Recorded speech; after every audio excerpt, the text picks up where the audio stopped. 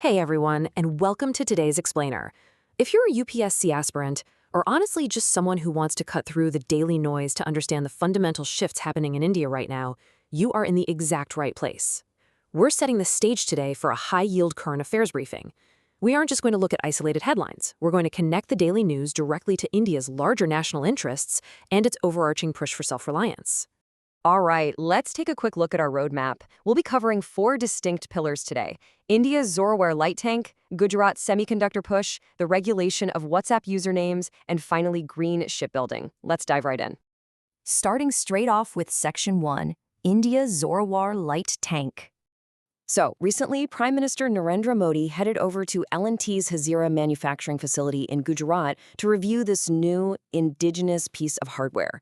Now, you might be wondering, with all the heavy armor India already has in its arsenal, why is a specific light tank suddenly taking center stage in our defense procurement?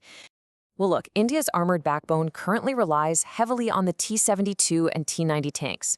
These are 40-plus ton beasts, and they are perfectly built for the plains and deserts. But try taking them up into the thin air of the Himalayas along the line of actual control, and they literally struggle. Just like a mountaineer gasping for oxygen, heavy tank engines lose massive power up there, and the steep gradients make them a huge liability.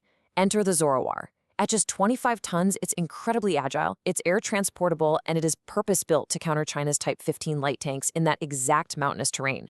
Now, I know what some of you are probably thinking. Aren't tanks kind of obsolete in the era of drone swarms and precision missiles?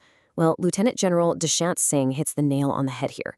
He points out that sure, drones and airstrikes inflict massive damage, but they cannot physically occupy territory or enforce a surrender. If you want to control land, you absolutely need boots and tracks on the ground. And that is exactly why this next-generation, highly mobile tank remains an absolutely critical asset for India's territorial integrity. Okay, moving right along to Section 2, Gujarat's semiconductor push. So the inauguration of this brand new CG semi-outsourced semiconductor assembly and test, or OSAT, facility over in Sanand, Gujarat. This isn't just another factory ribbon cutting. This represents a monumental leap for both the Design in India and Make in India initiatives. We are effectively planting India's flag right in the middle of a highly competitive global semiconductor supply chain. And the sheer scale of the ambition here is staggering. To put this into perspective, this single facility is aiming to scale its production up to 500 crore chips a year. When you break that down, that equates to a mind-blowing 1.5 crore chips being manufactured every single day. The economic ripple effect of this is going to be massive. India is leapfrogging from its historic IT and smartphone boom right into the new era of artificial intelligence and semiconductors, and it's already changing lives. Consider this really incredible detail. Women from India's rural hinterlands, many of whom had never even held a passport, were actually flown out to Malaysia for advanced tech training just to operate this very plant. Mastering this entire electronics value chain from design all the way to packaging is a foundational stepping stone toward realizing a Viksit Bharat. Pivoting now to digital governance with Section 3, regulating WhatsApp usernames. And this is exactly the question we need to ask. WhatsApp has been planning to roll out this new feature that allows users to connect via usernames rather than their actual phone numbers. But MeitY, the Ministry of Electronics and Information Technology, has stepped in with a notice to halt it. So why the sudden friction over a privacy feature that hasn't even been released yet? Let's break down both sides of this governance challenge impartially, because it's a classic clash. The government's core concern here is public safety. MeitY argues that hiding phone numbers makes it way too easy for bad actors to impersonate public figures. They're worried it's going to spark an increase in phishing and those dangerous digital arrest scams by giving scammers total anonymity. WhatsApp, on the flip side, defends the feature as a massive upgrade for user privacy. They argue that it keeps your private number hidden from strangers, it includes optional personal PINs for extra security, and they plan to proactively reserve prominent names to prevent any spoofing. Like I said, a really tricky balance between digital privacy and law enforcement security. And just to give you the broader picture, this regulatory crackdown isn't happening in isolation.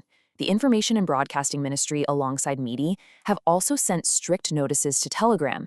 They're demanding platform accountability over widespread piracy and Telegram's existing username features, invoking due diligence obligations under the IT rules. The state is very clearly drawing a firmer line on accountability for all these massive digital intermediaries. Which brings us to our final pillar today, Section 4, Green Shipbuilding in India. Take a look at this. This is the newly revived Pipavav shipyard, which is now operated by Swan Corporation. Historically, Indian shipbuilding has been heavily state-driven and focused almost entirely on defense.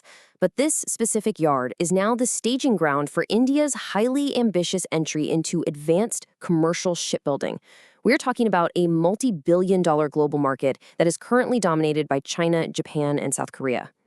What's really wild is the speed of this turnaround.